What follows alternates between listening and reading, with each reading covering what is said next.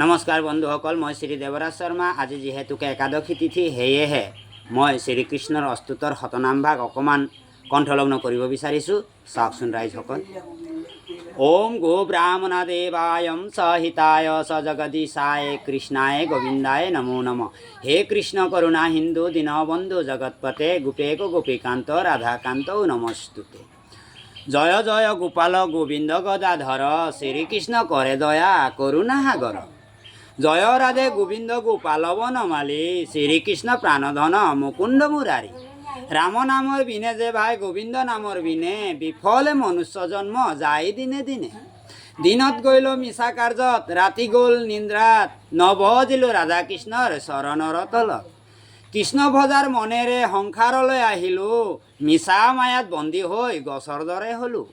ফল ৰূপত পুত্ৰ কন্যা ডাল ভাঙি পৰে কাল ৰূপত সংসাৰত বসবাস কৰে।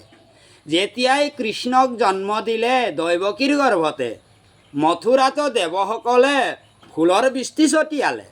বাসুদেৱে ৰাখি আহিল নন্দৰ ঘৰতে কৃষ্ণ লাহে লাহে বাঢ়ে। শ্ৰীনন্দই ৰাখিল নাম নন্দৰ নন্দন, যশোদাই ৰাখিল নাম যাদুবাচা ধন। নমস্কাৰ বন্ধুসকল।